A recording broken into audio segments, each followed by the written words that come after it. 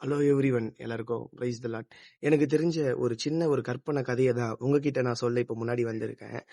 ஒரு மனிதன் என்ன பண்றான்னா, நான் வந்து கடவுளை நோக்கி பார்க்கணும் அப்படின்னு சொல்லிட்டு தன்னுடைய காரை எடுத்துட்டு நேரா என்ன பண்றான்னா சர்ச்சுக்கு நேரா போறான். அப்படி போகும்போது ஒரு சாலை ஓரத்துல கடவுள் என்ன பண்றாரா, நடந்து வராராம். அப்படி நடந்து வரப்போ இவன் என்ன பண்றான்னா, நான் உங்களை பார்க்க தான் போறேன், நீங்க வாங்க எனக்கு கூட கார்ல வாங்க, நம்ம 2 பேரும் போலாம் அப்படின்னு சொல்லிட்டு அந்த கார்ல கடவுளை ஏற்றி கொண்டு இவனும் போறான். கொஞ்ச தூரம் போன உடனே தன்னுடைய பள்ளி பருவ நண்பன் என்ன பண்றான்னா, அந்த ரோட் சைடு பார்க்கும்போது இவன் கடவுள்கிட்ட கேட்கறான், நானும் என் ஃப்ரெண்டும் ரொம்ப நாள் கழிச்சு மீட் பண்றோம், நீங்க கொஞ்சம் பின்னாடி போயிட்டு உட்காந்துக்கினீங்கன்னா நான் என்ன பண்ணுவேன், அவன் கூட அநேக விஷயங்களை பேசி கொண்டு வருவேன் அப்படின்னு சொல்லிட்டு கடவுள்கிட்ட சொன்ன உடனே கடவுளை பின்னாடி உட்கார வச்சுட்டு அவன் ஃப்ரெண்டு கூட காரை எடுத்துட்டு நேரா பேசிட்டே போறான். கொஞ்ச தூரம் போன உடனே அவனுடைய லவ்வர் என்ன பண்றாங்கன்னா அந்த சாலையோரத்துல வராங்க. அப்போ அவன் ஃப்ரெண்டை பின்னாடி சீட்ல உட்கார வச்சுட்டு அவன் லவ்வர் என்ன பண்றான்னா முன்னாடி சீட்ல உட்கார வச்சுட்டு இவனும் பேசிக்கொண்டே பிரயாணம் பண்ணி போறாங்க.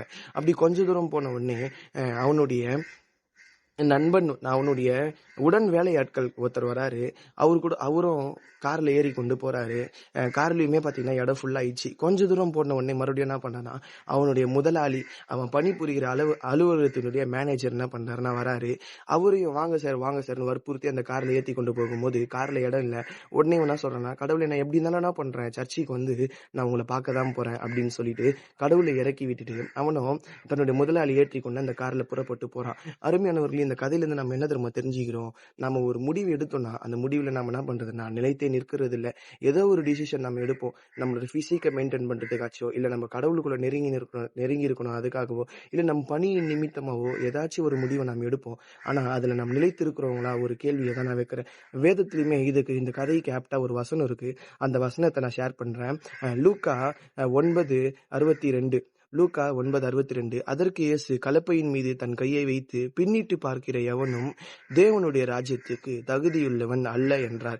இன்னைக்குமே நாம் ஒரு டிசிஷன் எடுக்கிறோம்னா அந்த டிசிஷன்ல நம்ம என்ன பண்ணணும், நிலைத்திருக்கிறவங்களா இருக்கணும். அருமையானவர்களே, இந்த கதையிலிருந்து நம்ம தெரிஞ்சுக்கிற ஒரே விஷயம் என்னன்னா, நம்ம கடவுளுக்காகவோ இல்ல நம்முடைய உடல் நலத்துக்காகவோ ஏதாச்சும் ஒரு காரியத்தை நம்ம செய்யறோம்னா அதுல நம்ம முடிவு புரிந்தோம் நம்ம என்ன பண்ணணும், நிலைத்து நிற்க நாம் அழைக்கப்படுறோம். இன்னைக்கு நம்ம ஆவிக்குரிய வாழ்க்கைக்கு நேரா ஒரு டிசிஷன் நம்ம எடுப்போம். ஆனா அந்த ஆவிக்குரிய வாழ்க்கையிலிருந்து நம்ம என்ன பண்ணணும்னா, இந்த மனிதன் எப்படி கடவுளை பார்க்கணும்னு சொல்லிட்டு போன மனிதன் கடைசியில உலகத்துக்குரிய காரியங்களுக்கு நேராக தன்னுடைய காரை திருப்பி டிராவல் பண்ணிட்டு போனானோ, தன்னோட ட்ராக்கை மாத்திட்டு போனானோ, நம்மளுமே நான் வந்து கடவுளுக்காக இதை பண்ணுவேன் அப்படின்னு ஒரு டிசிஷன் நம்ம எடுத்திருப்போம். ஆனா நம்ம அதுல இருந்து நம்ம இந்த மனிதனை போல நம்ம என்ன பண்றோம், விலகிதான் போறோம். கலப்பையின் மீது கை வைத்த பிறகு திரும்பி பார்ப்பது நியாயமே அல்ல.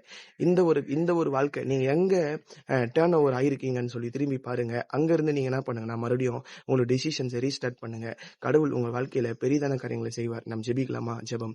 எங்களை நேசிக்கிறதான அன்பின் பரலோக தகப்பனே, கொடுக்கப்பட்டதான இந்த நேரத்துக்காக நன்றி சுவாமி. இந்த நாள் முழுவதும் நீர் எங்களை பாதுகாத்துக் கொள்ளுங்க. இந்த காணொலியின் மூலமாக யாரெல்லாம் குழம்பி போய் இருக்கிறாங்களோ, தன்னுடைய பாதையிலிருந்து பின்வாங்கி இருக்கிறாங்க, அவங்களை நீங்க முன்னோக்கி நடத்துங்க. என்னை பலப்படுத்துகிற கிறிஸ்துவினாலே எல்லாவற்றையும் செய்ய பலன் ஒன்று இந்த வார்த்தையின் மூலமாக நீர் அவர்களை பலத்தை கொடுங்க, பாதுகாத்துக் கொள்ளுங்க. மீட்பு இயேசுவின் மூலம் வேண்டிக் கொள்கிறோம் நல்ல பிதாவே, ஆமீன். நம்ம அடுத்த வீடியோல சந்திக்கலாம். பாய்.